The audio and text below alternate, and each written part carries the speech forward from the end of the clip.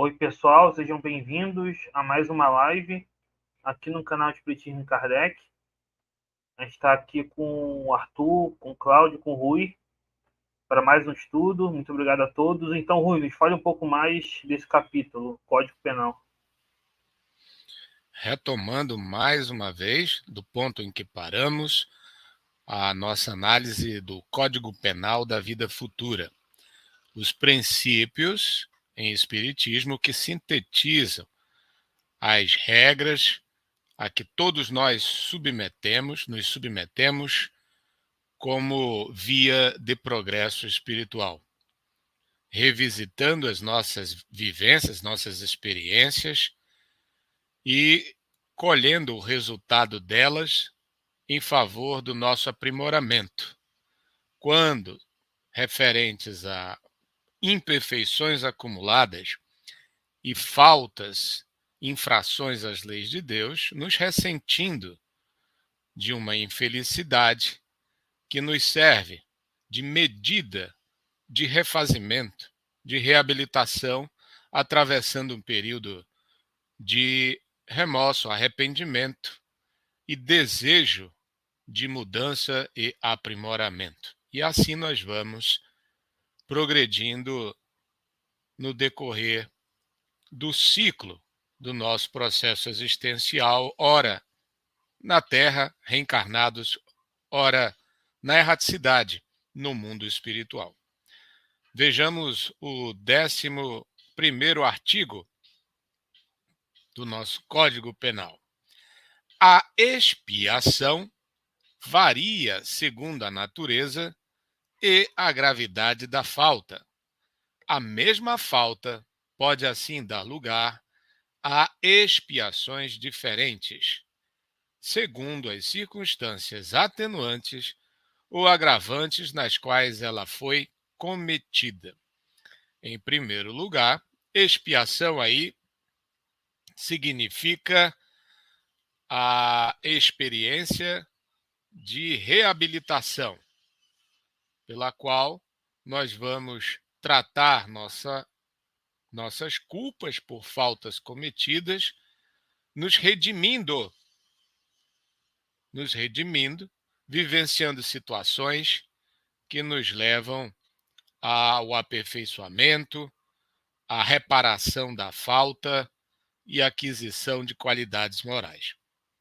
Então, essa expiação, nesse sentido, reabilitadora, apaziguadora da consciência culpada por falta cometida, ela não é sempre a mesma.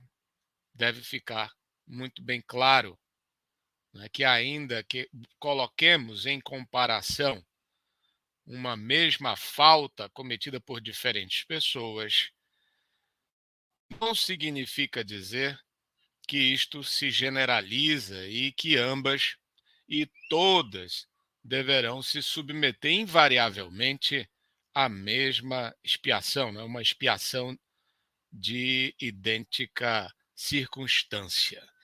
E isso vai de encontro, ou seja, se choca com muita coisa que vemos na literatura mediúnica, em que espíritos imperfeitos, se distanciando da doutrina espírita, nos colocam que a expiação, de acordo com a natureza da falta, sempre será a mesma. De modo que um que abusou da visão renascerá cego, de modo que um que abusou da inteligência será portador de um transtorno mental. E assim dizem, como se lei fosse. E eu gostaria que os amigos comentassem, né, que tipo de cuidado a gente tem que ter na hora de ler esses romances, essas obras psicografadas, tendo em vista exatamente esse artigo que estamos apreciando. Isso é bem importante, só comentando rapidamente, porque isso tem a ver com a escolha das provas, né? E tem a noção de ação e reação, que é uma noção na física, que pegam para o espiritismo erroneamente. Então, a pessoa acredita assim, não, você você apunhala alguém no coração, então você vai ser apunhalado no coração. E não é necessariamente assim, né? Não é, precisa ser, pode ser outra coisa, né? Até a riqueza pode ser uma expiação. Tem caso do céu e inferno da pessoa que se tirava a própria vida e voltava na riqueza, porque aquilo era expiação para ela, né? Porque gerava cobiça, enfim. Então, não, com a escolha das provas, a gente vê que não é assim, né? Simples.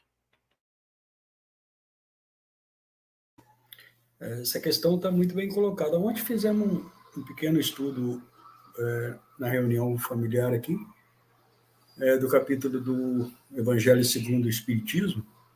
A quem muito foi dado, muito será pedido. Ou seja, as explicações ali são bem claras.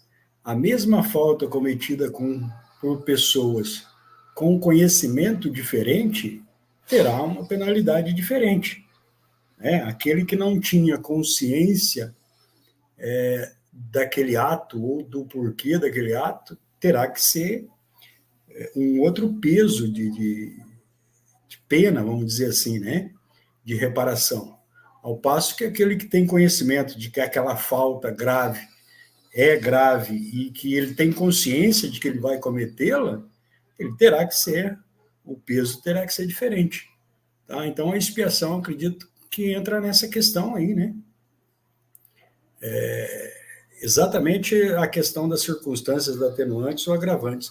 A gente vê isso muito nos casos de suicídio, que, infelizmente, os romances aí põem tudo num balaio só também, né? É claro que a gente vai fazer um meia-culpa aqui.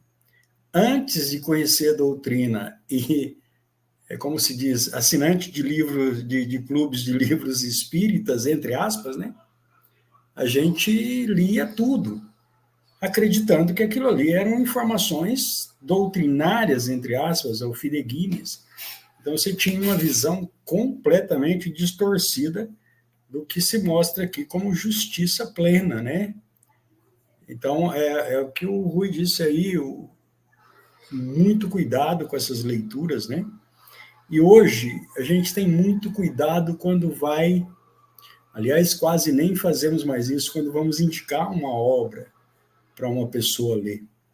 Ou indicamos doutrina, que infelizmente a maioria diz assim, é muito difícil, eu preferia um romance, então não é com a gente, né? É mais ou menos por aí. Realmente, só tenho a concordar com o que meus amigos disseram. Essa literatura, ela tenta passar algo mais simplificado, porém é tão simplificado que distorce muita coisa. Né? Você criou essa ideia, né, errônea de que estudar Kardec é uma coisa de outro mundo, né? Você criou esse preconceito na cabeça das pessoas que acabam, por conta dessa autêntica fake news, né? Acaba nem tentando ler Allan Kardec, e aí vão direto para esses romances, né, que trazem explicações simplistas, né, simplórias às vezes até, né, dependendo aí do médium, dependendo aí do alegado espírito, né, e essa literatura acaba repetindo um pouco a própria lei de Talião. É tudo meio olho por olho, dente por dente. Você matou dessa maneira, vai ser morto daquela mesma maneira. Você fez isso dessa maneira, vai... Entendeu? É uma correspondência que não é necessário que aconteça, né? Pode ser que uma vez ou outra você tenha, né, uma expiação que seja muito próxima a algum fato passado, mas isso não é uma regra absoluta, né? A lei de Deus, ela é sábia o suficiente para fazer com que nós entendamos, enquanto espíritos que somos, que nós podemos aprender a lição das mais variadas maneiras. Ela é muito mais pedagógica do que propriamente punitiva da maneira com que as pessoas entendem essa questão de punição. Então, realmente é uma lástima o que ocorreu, começou a ocorrer depois da proliferação desses romances mediúnicos, né? Porque representam a deturpação de leis, né, de fenômenos que, se fossem bem entendidos, nos ajudariam realmente muito mais, ajudariam a todos aqueles que se dizem espíritas. Muito bom. E o 12º também trata na mesma toada deste tema. Reafirma: não há, em relação à natureza e à duração do castigo, nenhuma regra absoluta e uniforme. A única lei geral é que toda falta recebe sua punição e toda boa ação sua recompensa segundo seu valor. Então, aqui, de novo, né, nós temos a questão da duração do castigo. Né?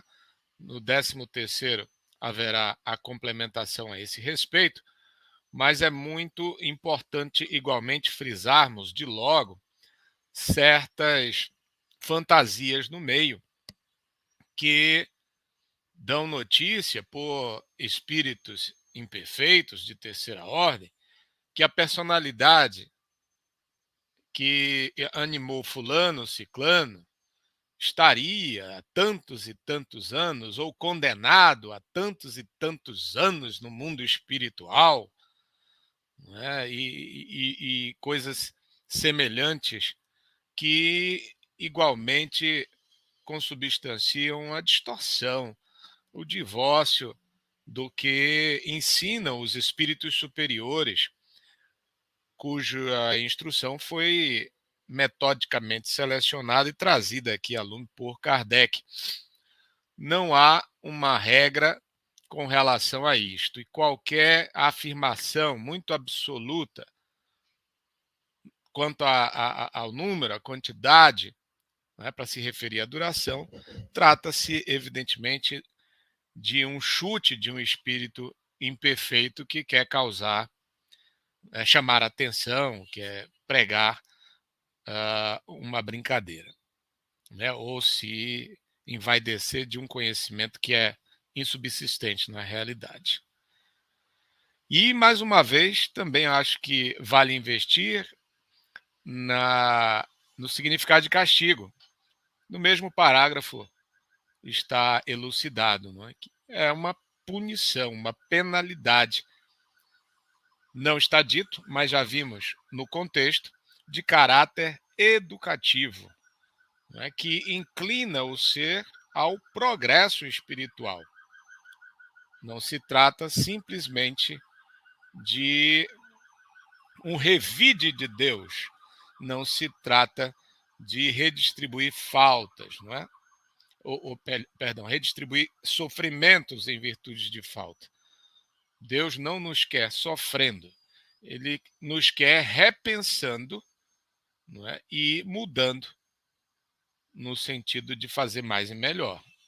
É essa intelecção que devemos fazer quando se depara com a terminologia, um tanto ainda influenciada pela linguagem de igreja, mas que deixa claro aqui na doutrina que se trata de uma penalidade educativa que nos ajuda a progredir.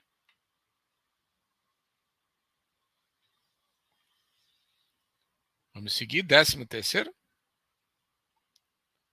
Eu queria falar Não.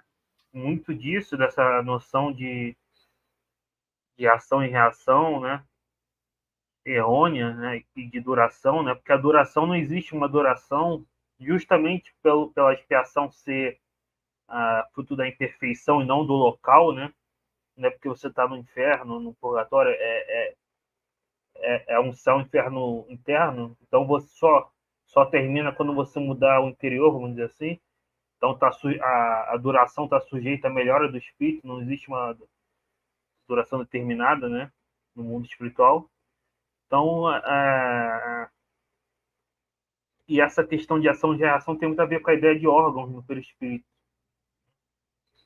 Então, o sujeito acredita muitas vezes que como certos atos danificam os órgãos do perispírito. Por exemplo, necessariamente, se a pessoa bebeu muito, ela vai vir com algum problema no órgão ali. Se a pessoa fumou, necessariamente ela vai vir com algum problema no pulmão na próxima vida, né? E não é assim, né? Não, é absoluto. Então, isso tem a ver com essa ideia de órgãos do perispírito, né? Que é errônea, que Kardec fala que não tem, né? Eu queria até fazer uma pergunta para vocês, uma pergunta mesmo, não é uma pergunta retórica. Porque nós quatro aqui, né, já temos experiência em reunião mediúnica. O Cláudio me parece que é o mais experiente, tem muito mais anos aí nessa prática.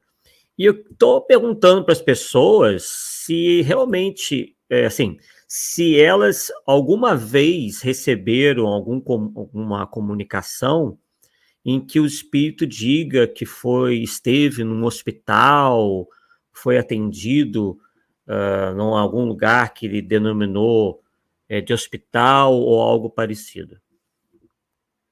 E eu não recebi até hoje. Eu também não. Mas se vier isso, normalmente você tem o caso de um espírito em perturbação, né? Que se você se comunicar com ele mais vezes, você vê ele melhorando e saindo daquele estado. Eu vou esperar o 13º aí, e acho que eu tenho alguma resposta, pelo menos, dentro disso aí. Porque é uma relação na outra aí, e eu acho que dá para a gente aprofundar o tema aí. Só respondendo, eu já recebi, mas francamente era um espírito de terceira ordem, recém-desencarnado e que não tinha autodeterminação. Francamente, estava ali, como o Eric sintetizou, em uma palavra, perturbado. Não é? Então, na falta de outra interpretação, ele supunha estar num ambiente de repouso, de refazimento. Vamos lá, 13º. A duração do castigo está subordinada ao aperfeiçoamento do espírito culpado. Nenhuma condenação por um tempo determinado é pronunciada contra ele. O que Deus exige para pôr um fim aos sofrimentos é um aperfeiçoamento sério, efetivo e um retorno sincero ao bem. O espírito é, assim, sempre o árbitro do seu próprio destino. Pode prolongar seus sofrimentos pela persistência no mal, aliviá-los ou abreviá-los por seus esforços para fazer o bem.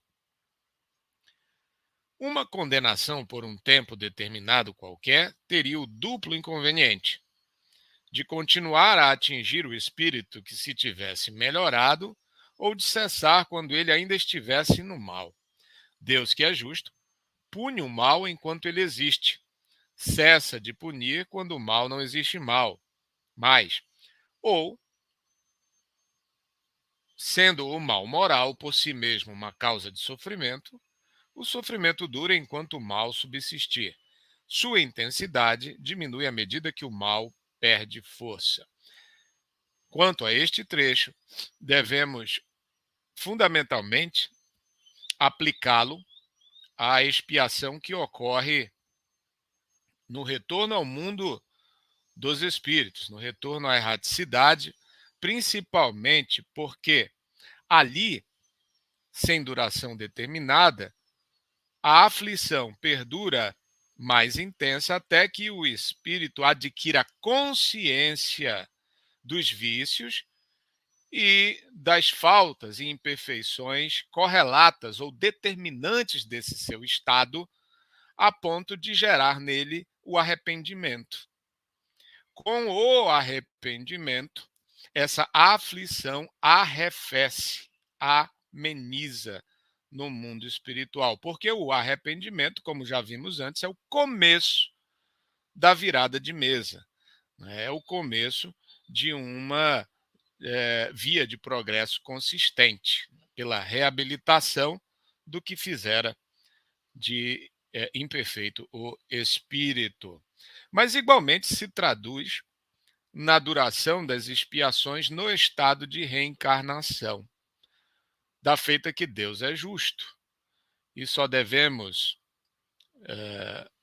persistir na mesma situação por um tempo que seja medida da necessidade que temos de refletir, repensar, mudar e nos aperfeiçoar.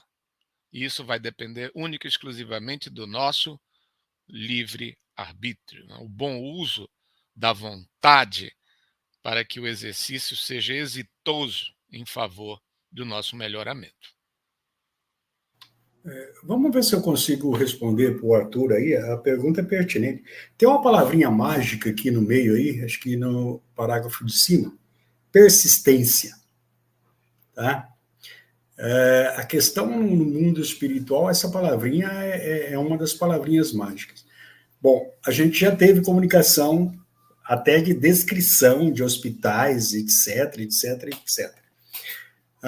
No início, a gente tinha muita dificuldade, porque vínhamos dos romanceados, né? Que tem de tudo lá, mas vamos lá. Quando a gente começou a estudar realmente a doutrina e começou a perguntar para os espíritos amigos, para os protetores dos médiuns, eles disseram, estudem. E estudem as informações que estão recebendo. E a gente persistiu nisso. Como é que a literatura mediúnica, o Kardec trabalhou muito bem lá no Laboratório do Mundo Invisível, né? Mas não teve tempo para aprofundar mais essas coisas. O que nós temos hoje é o seguinte, o Rui foi muito feliz aí na coisa, são espíritos de terceira ordem e já denotam o seu estado ali quando relatam isso, ponto. Já é um aviso para aqueles que vão lidar com esse espírito.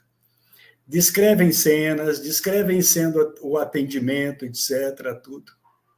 Hoje nós chamamos isso, por falta de literatura, de campos de trabalhos.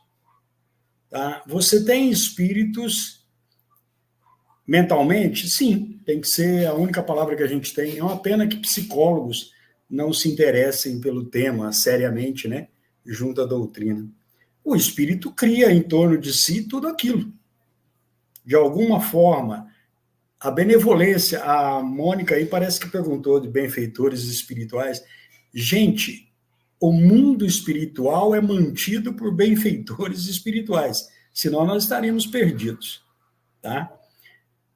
O respeito, o próprio parágrafo aí, os próprios parágrafos aí mostram, não há duração de pena, não há um castigo efetivo, fechado, e tudo é levado em conta. Então, esse espírito absolutamente ignorante de si mesmo, como é que ele vai ser tratado?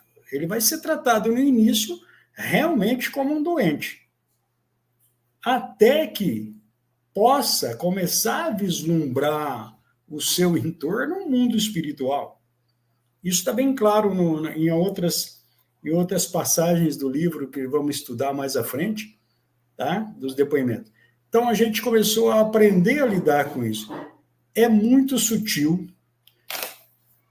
Como é que eu vou saber até que ponto eu vou conversar com esse espírito, mantendo essa ilusão dele ou tentando tirá-lo dessa, entre aspas, ilusão? Essa parte aí a gente vai com muito cuidado, porque amanhã ou depois eu vou estar no lugar desse espírito. Então, não tem hospitais, não tem caminha, não tem sopinha, podem ter certeza disso. Agora, poxa, eu parti daqui, a maioria dos espíritos que partem daqui são católicos ou evangélicos, vamos pôr no geral aí, né? No que ele vai acreditar no mundo espiritual? Naquilo que lhe foi pregado. Fora disso, o espírito enlouquece. Infelizmente, o meio espírita criou mais um céu e mais um inferno aí para o espírito lidar. Então, nós chamamos isso de campos de trabalho. Os espíritos se encontram nessa situação até que possam despertar para a realidade que os cerca. E a realidade que os cerca, não adianta nós queremos inquirir, que eles dizem, vocês não estão preparados para conhecer o verdadeiro mundo espiritual. Então, tem caminha, tem sopinha, tem o doutor ali e tal, e de repente, quando o espírito se dá por si, ele não necessita mais disso. Ele só agradece. E aí a conversa cessa, porque nós não temos condição de lidar com o que vem por aí. Então, é mais ou menos isso aí. Tá? Se os amigos me permitirem, o assunto é pertinente. Há algum tempo, um médium se via num local, é uma sala, teto, paredes e chão, todos de espelho. E lá no fundo, só a cabeça, só o rosto de pessoas. E isso durou semanas, meses, e nós não sabíamos o que fazer. A perquirição veio um dia, pergunta para o médium o que ele tem na mão. E o médium, simbolicamente, abriu a mão e falou, estou com a chave na mão. Pô, se tem uma chave, tem que ter uma fechadura. Aí o médium enxergou uma fechadura nessa sala. E os rostos todos deformados ali num canto. Quando ele abre uma porta, alguns dos rostos saem por aquela porta e adquirem o corpo. E nós ficamos meses nesse trabalho. Era um trabalho de pesquisa e de aprendizado. Os amigos espirituais nos explicaram que eram pessoas, infelizmente, fascinadas pelo espelho, que acabaram se deformando, e mesmo com todo o aparato espiritual em torno, tudo que eles viam era o rosto, e o rosto deformado. A partir do momento em que houve o trabalho das equipes espirituais, dos benfeitores espirituais, como perguntou a Mônica aí, provavelmente familiares e amigos queridos que ali estavam tentando despertar esses seres para a realidade, com o concurso dos médiuns, eles conseguiram sair daquela, entre aspas, prisão mental, e daí para frente, quem cuida é a espiritualidade. Tá? Esse nós chamávamos de o quarto de espelhos. É claro que isso não existe. É claro que isso existe. Nós temos hoje pessoas que, infelizmente, só veem o seu próprio físico no espelho e só cuidam disso, fazem disso o móvel da sua vida. Então, por enquanto, é uma questão ainda em estudo. Agora, se eu fosse editar um livro, um romance, né, Rui? Eu ia criar, ao invés do abismo de não sei o quê, eu ia criar o quarto dos espelhos, né? Ia vender de mão cheia aí. Pensei que era o Vale dos Treteiros. Acho que Os Vale dos Treteiros, a gente precisa ver isso. Mas é mais ou menos assim, os espíritos de terceira ordem, que nós estamos incluídos, precisamos tomar muito cuidado. Não sei como é que nós vamos reagir, entre aspas, à nossa passagem, e provavelmente vamos enfrentar situações conflitantes, mesmo com o conhecimento que temos. Como dizem, o conhecimento espírita vai ajudar muito, sim, mas eu tenho a minha bagagem atrás aí, que eu vou ter que carregar comigo. E é só, como diz aí, não há duração, cada pena vai ser, entre aspas, cada castigo vai ser remontado pela providência divina, de acordo com a necessidade do espírito, e eu só vou sair dele por mim mesmo, com todo o aparato de ajuda de benfeitores espirituais incessantemente à minha volta. Bom, para terminar, eu gostaria... Oi, Eric, eu queria só, a respeito do que o Cláudio falou, deixar muito bem claro, não estamos dizendo que os espíritos imperfeitos, eles mentem, não é que eles estão fingindo. A coisa pode acontecer de muito boa fé, como o Cláudio bem lembrou pela analogia da casa de espelhos. É que existe uma lei no mundo espiritual que propicia esse tipo de ilusão. É a teoria da criação fluídica dos pensamentos. Ver capítulo 14 do livro A Gênese, sobre os fluidos, a respeito dessa temática. Tudo que a gente pensa, de maneira consciente ou inconsciente, pautada nas nossas crenças, se reproduz no nosso perispírito e nos fluidos da atmosfera espiritual, levando essa suposição de que nós estamos nas mesmas paisagens, diante das mesmas pessoas e situações lá no mundo espiritual. Mas é como se estivéssemos sonhando, Shirley. É uma espécie de sonho sofisticado. Tá? Então, quando a gente fala sobre isso, não é para que as informações sejam desprezadas e os espíritos tomados como mentirosos, mas para saber que eles estão sob uma perturbação visual, uma perturbação cognitiva, que não pode ser tomada ao pé da letra. Eu não posso entender que, de fato, ele está ali com os animais, que ali tem um lago, que ele está no hospital, que ele está tomando sopa. Tudo isso é uma ilusão que ele compra de boa fé por falta de orientação, por falta de conhecimento sobre as leis que disciplinam a vida lá na erraticidade. Muito bem. Eric. Ô Rui, se me permite também, eu não vi a pergunta da senhora aí, mas prestem atenção. Foi crucial para nós buscarmos as informações doutrinárias para lidar com essas situações que são comuns na reunião mediúnica, e também um fator muito importante para saber lidar com as informações dos médiuns, porque o médium realmente está vendo aquela cena que o espírito projeta em torno de si. E muitas vezes, antes do conhecimento doutrinário, nós queríamos corrigir o médium. E queríamos corrigir o médium por uma literatura totalmente antidoutrinária e fantasiosa. Então, e o espírito não está mentindo. Tanto é que, quando ele cai em si e ele reconhece a perda de tempo, provavelmente anos, às vezes séculos, em que ele se manteve preso àquela ideação, vamos dizer assim, é uma coisa que é mais uma coisa com a qual o espírito tem que lidar.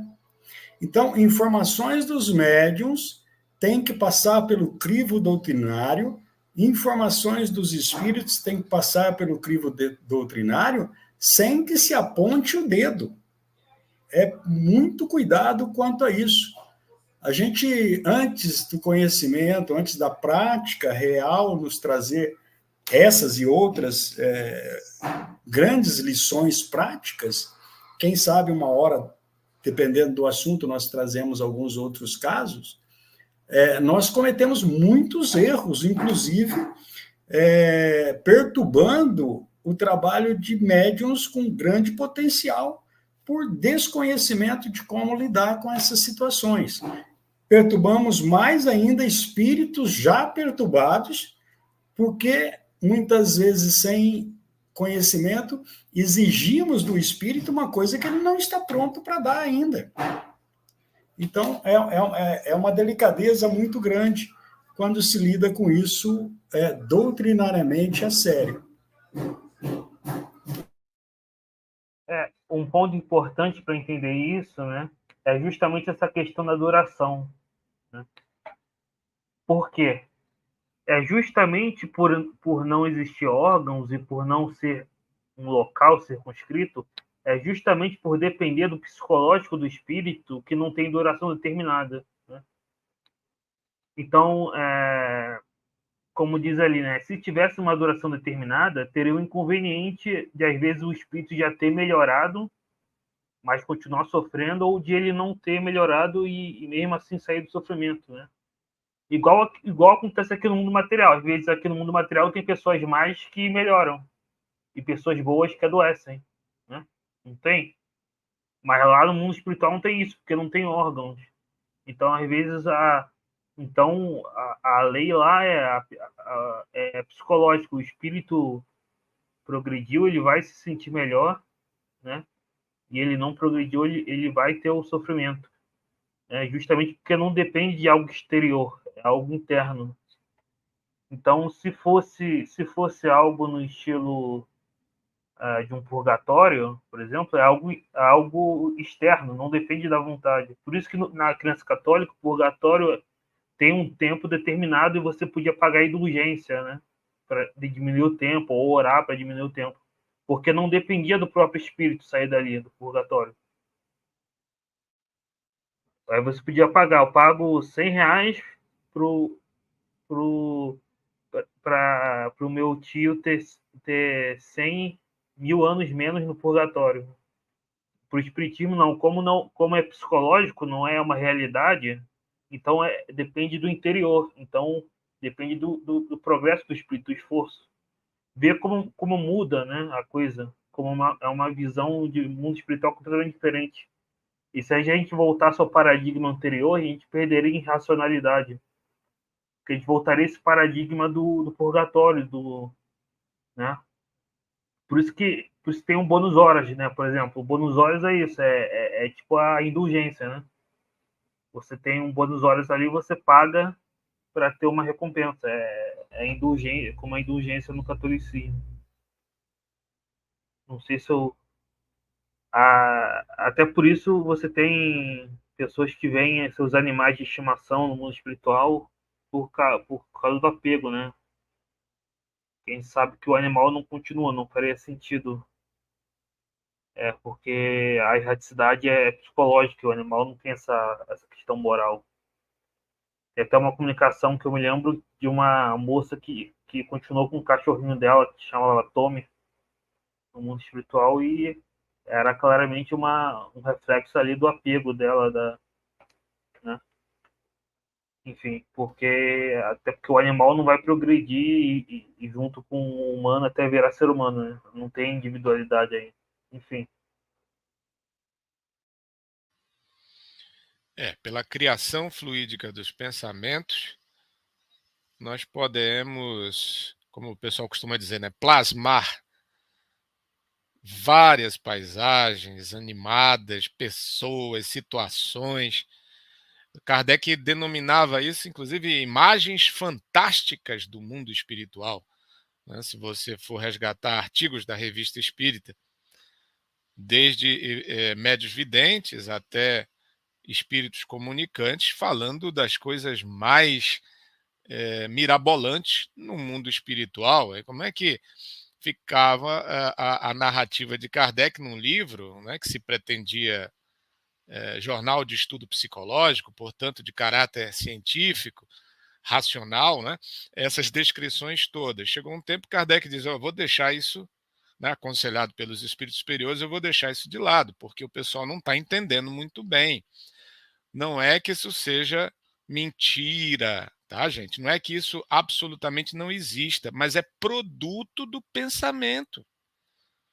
O pensamento, ele transmite toda uma animação aos fluidos e ganha ali uma existência factícia, né? Temporária, aquela animação, como se fosse um sonho potente, duradouro, né? no tempo.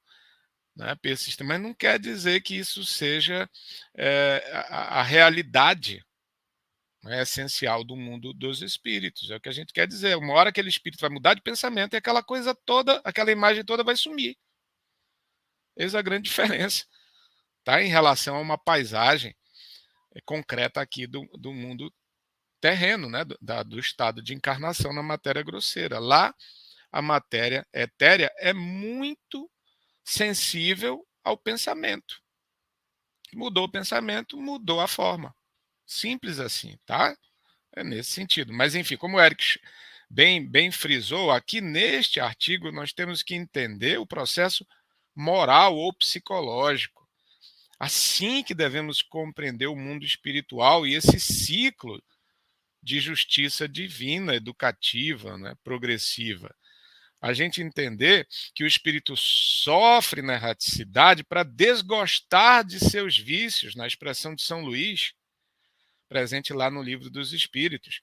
É um estágio ali na aflição para que ele adquira consciência das faltas e imperfeições acumuladas, forjando então toda um perfil psicológico para progredir, né? Pelo remorso, arrependimento, desejo de se aperfeiçoar. Ok? Uma das grandes questões aí, vamos abarcar isso em outras ocasiões, mas é preciso entender que é o espírito que comanda isso. Mesmo o espírito inferior, enquanto ele estiver preso na ignorância, enquanto ele estiver preso geralmente no ódio, na revolta, muitas vezes até de. É muito interessante a questão psicológica, porque o espírito sabe que perdeu o corpo e está totalmente revoltado contra as leis divinas e contra tudo, porque ele acredita que não era hora dele ir embora. Enquanto ele permanecer nesse tipo de pensamento, é muito interessante. Ele fica preso nas questões materiais a que ele estava ligado, e uma vez que ele pare, pense, reflita e comece o processo que a gente já falou algumas vezes aqui no estudo, de arrependimento, o mal cessa, está aí, ó. Ele vai sofrer enquanto ele produzir o mal para ele mesmo. Não tem ninguém punindo, não tem nenhum juiz pesando o quanto de mal, o quanto de bem você fez. A consciência trabalha aí com as leis divinas que, infelizmente, a gente ainda não tem compreensão total. Então, enquanto o mal estiver dentro de você, ser espiritual, você vai sofrer por ignorância e, às vezes, por teimosia, infelizmente. Uma vez que isso é compreendido, é quase que um respiro do espírito. E a questão tempo, que uma outra hora a gente entra também, eu vou me manter preso nisso dias, horas, dias, meses, anos, séculos. Sou eu que vou resolver isso. Infelizmente tem aquela áurea de que vai alguém interferir por nós, vai alguém subverter leis divinas, leis perfeitas, para privilegiar esse ou aquele. Não é assim, a gente sabe que não é assim, né? Vamos avançar um pouquinho, então? A Ana Cristina aqui pergunta, né? Qual é a realidade no mundo espiritual? A realidade é essa, que tudo que se pensa, estando ainda preso aos fluidos, à inferioridade entre os espíritos, tudo que se pensa se projeta, né, no entorno de nós no mundo espiritual. A gente precisa ter cuidado com isso, só o que a gente está dizendo. Não é que muitas paisagens, muitas visões, né, muitas formas, nós devemos considerar temporárias, porque fruto momentâneo do nosso pensamento. É só isso, gente. Tá? Então não tem por que polemizar. Nós estamos dizendo, forma é secundária. O que é essencial? É o moral, tá, gente? É a questão psíquica, é a qualidade do que pensamos numa rota que deve nos levar ao aprimoramento espiritual. É assim que devemos compreender o mundo espiritual. Chegou lá no mundo espiritual, opa, desencarnei, estou passando por uma perturbação. O que eu preciso? Organizar minhas ideias para perceber que se estou aflito é porque eu tenho faltas a recordar, né? Tenho imperfeições a definir para fazer o meu saldo, não é, espiritual, e a partir daí pactuar comigo a minha necessidade de mudança, de aprimoramento. Essa perspectiva que o espírita deve levar ao mundo espiritual, consciente do Código Penal da vida futura. Opa, eu estou num jogo, num processo psicológico. Como marca ponto? Marca ponto quem adquire mais cedo consciência dos seus erros e se dispõe a progredir.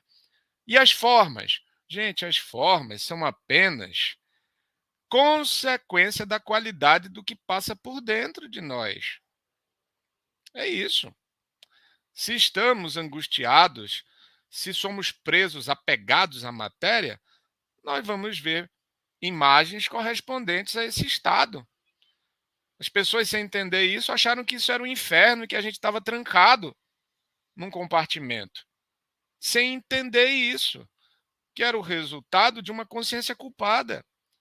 Resultado de um pesar muito grande de dentro para fora. Tá? Mas que nos serve apenas para que possamos nos motivar ao arrependimento, ao desejo de reparação e à mudança. É assim. Vamos continuar na leitura. Eric, quer falar antes? Eu só continuar na leitura no 14, mas só frisar a questão do, como Kardec fala, né? Existe o mundo espiritual, existe o mundo físico, existe esse estado intermediário, né, de ilusão. O mundo espiritual propriamente dito, Kardec diz que os espíritos dizem que a nossa linguagem não consegue descrever. Então, por isso Kardec não perdeu tempo, né? E se a nossa linguagem não consegue descrever, claro que não é carros, casas, porque aí a nossa linguagem conseguiria. Né? Então, falta sentidos para a gente, né? A matéria embota muitas das percepções. Mas, enfim. Então, vamos continuar no 14. Valeu, Eric. Isso mesmo, né? Espírito puro aprende a ter discernimento apartado do fluido cósmico universal, né? Ou independente do fluido cósmico, e aí a situação muda radicalmente, né? 14º, né? Estando a duração do castigo subordinada à melhoria, daí resulta que o espírito culpado, que jamais se melhorasse, sofreria sempre, e para ele a pena seria eterna. 15º, uma condição inerente à inferioridade dos espíritos é não ver o termo de sua situação e crer que sofrerão sempre. É para eles um castigo que lhes parece dever ser eterno. Aqui nota de rodapé, não é? E essa percepção ilusória do espírito imperfeito, né? Que se vê culpado, de achar que aquela sua aflição lá no mundo espiritual nunca vai acabar. Tem espírito que ele fica permanentemente na cena do crime, né, por um período enorme, até séculos a fio, né, repetindo, vendo repetidas vezes a cena do crime. Isso significa, né, repetição. Na realidade, não, mas um pensamento fixo do espírito, que reluta em não extrair dessa sua punição, né, visual o de que necessita para se livrar dela e fazer um movimento de reabilitação, o arrependimento. Né? O espírito tem que entender, nós temos que entender, tudo que vamos ver no mundo espiritual é, ainda que punitivo, um instrumento para desgostarmos dos nossos vícios, enxergarmos nossas faltas e disso nos arrepender. E o espírito às vezes não entende nada disso lá e pronto, ele diz, pronto, estou no inferno, eu vou ficar aqui para sempre, nada vai mudar, eu sou um pecador, eu sou um faltoso, e não faz o movimento psicológico ou moral que o espiritismo está nos ajudando a fixar aqui, gente. Quando a gente estiver sofrendo lá no mundo espiritual, se vendo no escuro, o que você vai pensar nesse momento? Estou no escuro, desencarnei, estou no mundo espiritual, o que eu vou pensar? Hein, Cláudio, na mediúnica, cheguei assim, meu amigo Cláudio, eu estou aqui no escuro, no mundo espiritual, o que eu devo fazer? O espiritismo ensina, não é, Cláudio? Com toda certeza. É para ligar a luz?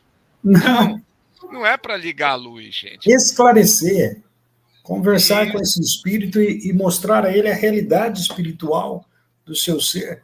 O escuro é ignorância. É isso. É claro que, delicadamente, cada caso é um caso. Eu estou tentando achar aqui, Revista Espírita, 1860, em fevereiro, história de um danado. Quanto tempo esse espírito ali na cena do crime quanto tempo? Tem tantas outras questões que Kardec deixou a lume. Eu não me lembro agora de cabeça, mas principalmente o espírito culpado, ele vai estar preso à sua culpa. É o que nós acabamos de estudar aqui. A duração do castigo é o espírito esclarecer-se-á, iluminar-se da sua situação real e, primeiramente, né, entrar naquele processinho que a gente já falou aí, do arrependimento, tem todo um processo de trabalho, e passar por essa questão do Código Penal aqui. Não há outro caminho. Tá? Então, no escuro, sem... Os amigos que estiverem nos ouvindo, me perdoem muito, mas eu estou contando as histórias pessoais minhas. A gente fazia, no tempo de desconhecimento doutrinário, a chamada doutrinação dos espíritos. Então, a coisa clássica é segue Jesus, segue essa luzinha. Bem macio, modulando a voz, numa sala semi-obscurecida. Até que um dia o espírito virou para mim e falou: escuta, rapaz, você deve estar gozando da minha cara. Eu estou vindo aqui há muito tempo e eu não consigo encontrar essa menina, essa tal de Luizinha, para me mostrar o caminho. É sério, isso é fato. Aí que a gente começou a acender a luzinha na gente. Pô, o que eu estou fazendo aqui? O que eu estou falando para os espíritos? Trabalhava eu e a minha esposa na sala mediúnica. Minha esposa, chegamos em casa, sentamos. A minha esposa falou: nossa, o que foi aquilo? A maioria iria dizer: é um espírito brincalhão, zombeteiro. Eu agradeço esse espírito até hoje, porque eu pulei nos livros doutrinários. Peraí, como é que eu falo para seguir uma luzinha? Que luz que é essa, cara? A luz chama-se conhecimento da sua realidade. E para isso é preciso estudar. Nós estudarmos, e quem sabe, quando tivermos oportunidade, passar a esses amigos o que aprendemos com a doutrina.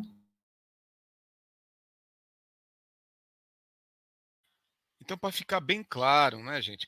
Então, o Cláudio poderia dizer: deite na caminha e vá para o hospital, porque existe hospital e caminha no mundo espiritual. Mas não, com Kardec, à luz da doutrina espírita, o que devemos? Fazer o espírito refletir sobre as suas faltas, os seus vícios, para chegar até a consciência, lucidez, para se arrepender. Então, percebam a diferença.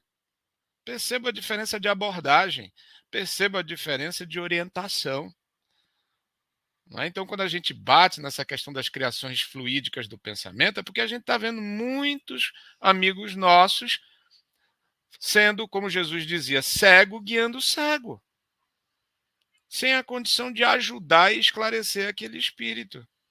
Por quê? Porque, com base em romance mediúnico, né, fica dizendo, né, da sopinha, do hospital, da caminha, em vez de esclarecer, ajudar ele a fazer esse movimento, né? Chegar ao arrependimento. Vamos lá, para não ficar muito metódico, o médium se vê toda semana durante o trabalho dentro de uma igreja e uma pessoa orando num banco, uma senhora, o espírito de uma senhora. O médium tenta chamar a atenção desse espírito, e esse espírito orando. Essa cena se repete por semanas.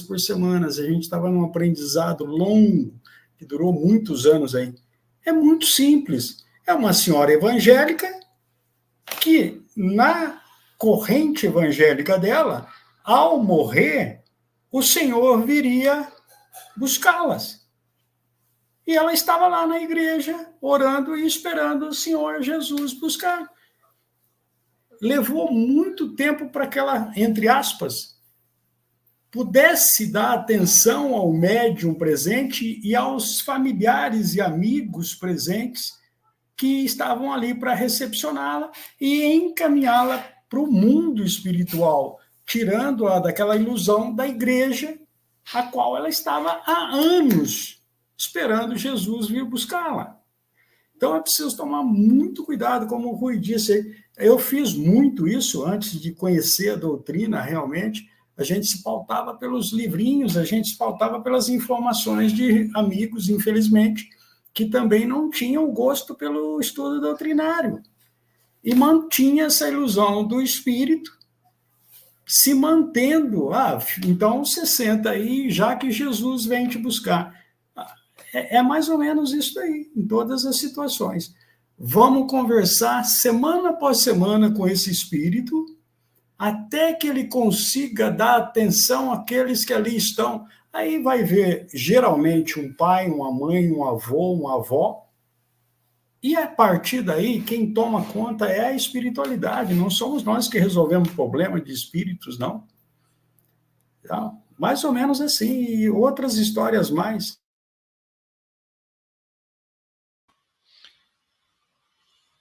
Interessante a questão da Ana Cristina, evidentemente, né, o diálogo na via mediúnica não é um único instrumento da providência divina. Existem bons espíritos no mundo espiritual que vão ajudar o espírito a fazer esse exercício de consciência. Não é? E até por meio dessas ilusões, o espírito chega a amadurecer o seu senso moral.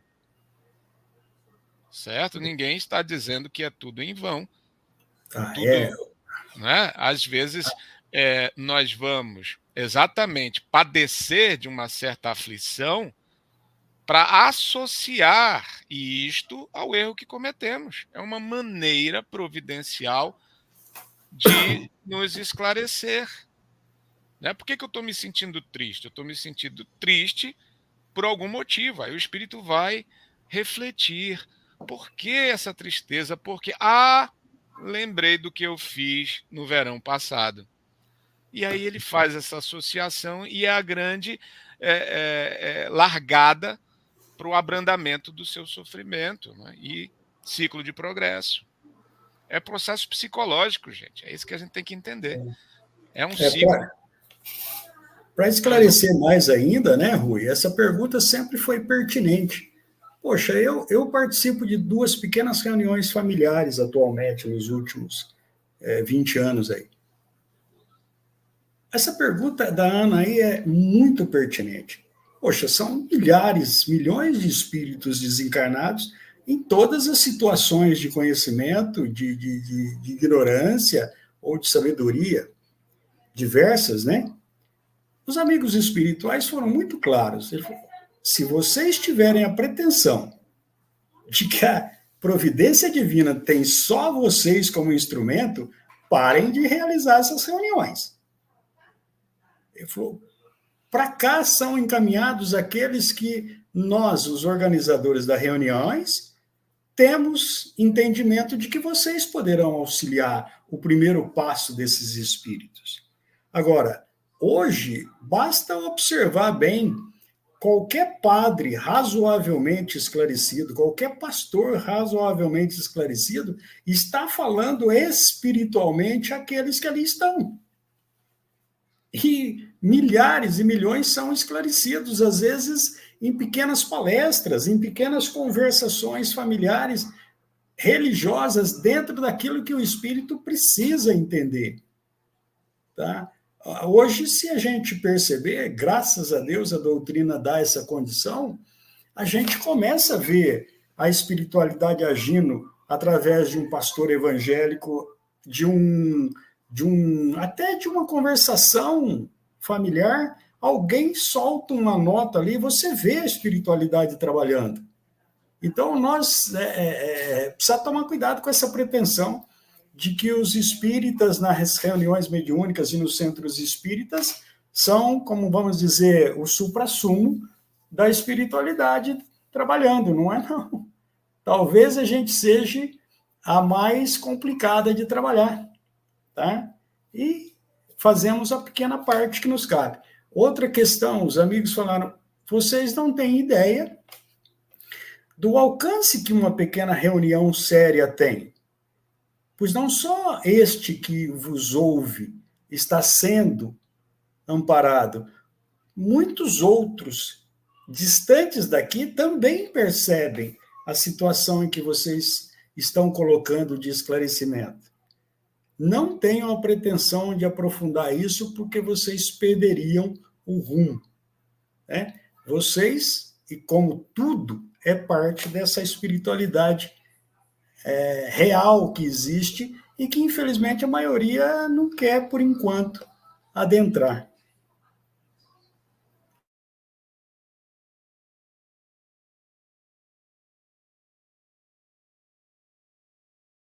Deixa eu ler essa nota de rodapé aqui, não é?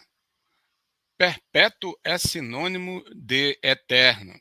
Disse o limite das neves perpétuas, o gelo eterno dos polos.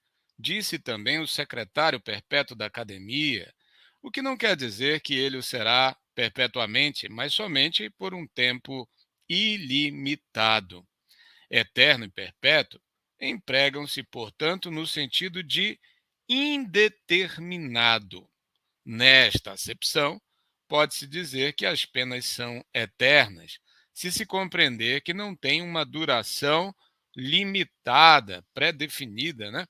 Elas são eternas para o espírito que não vê o seu fim. Rui, esse caso é uma ilustração bem clara do que a gente está falando aqui, do que a gente está conversando, né? A gente falou, né? Tem muitos espíritos que morrem e são católicos, né? Então, para o espírito, ele acha que vai ir para o inferno e vai durar eternamente, né? Mas a gente sabe que não. Então, é uma ilusão do espírito, tá dizendo aí. Porque a gente sabe que, pela lei do progresso, todos vamos chegar mais ou menos rapidamente à perfeição relativa. Então, é uma ilustração bem interessante do que a gente vem falando aí. É uma possibilidade, Eric. Agora, precisamos também considerar que esse é o perfil próprio de espíritos com grande culpa. Espíritos que estacionam experimentando uma culpa muito intensa, eles ficam desmotivados. O entristecimento neles é muito grande. Então, eles creem que não são capazes de fazer esse movimento psicológico.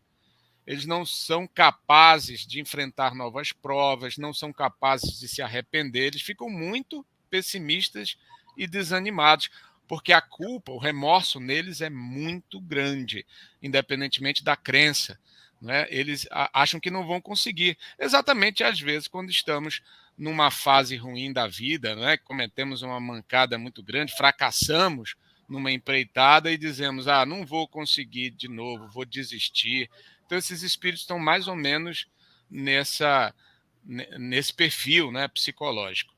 E eles precisam de motivação, de orientação, de esclarecimento, não é, para perseverarem novamente no bom caminho. É interessante, Rui, para complementar aí, esses espíritos hoje são um desafio para a gente, no sentido de passar a eles o sentido doutrinário, tirar essa conotação de castigos, de penas eternas, hoje um móvel das reuniões, porque esses espíritos não conseguem compreender nos primeiros momentos de que eles terão uma nova oportunidade devido àquele crime, entre aspas, religiosamente que eles cometeram durante a encarnação. Eles não acreditam que terão remissão, que serão perdoados. Isso é comum nas reuniões. Mas eu cometi um pecado, eu não tenho salvação mais. E é interessante que, de repente, o próprio espírito começa a compreender que o fato dele estar ali se comunicando já é um fato para ele absurdo, que ele seria eternamente culpado e nunca mais teria nenhuma oportunidade de refazer o caminho. Então, exatamente essa é a grande questão que a doutrina dá a esses espíritos. Uma visão de Deus diferente no sentido, principalmente, desse tal castigo, dessa tal pena eterna, né? aí a delicadeza dos trabalhos mediúnicos, quando levados a bom termo.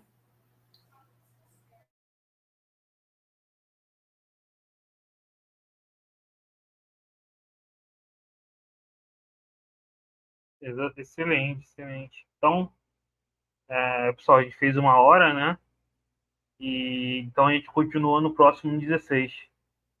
O Cláudio, o Rui, tem mais alguma colocação? Achei muito interessante a colocação da Mônica, né? Tem muito espírito assistindo a gente agora.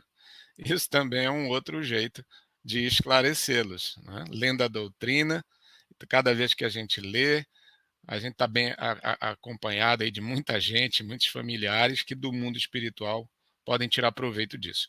Muito obrigado, Eric, Cláudio, você de casa. Até a próxima.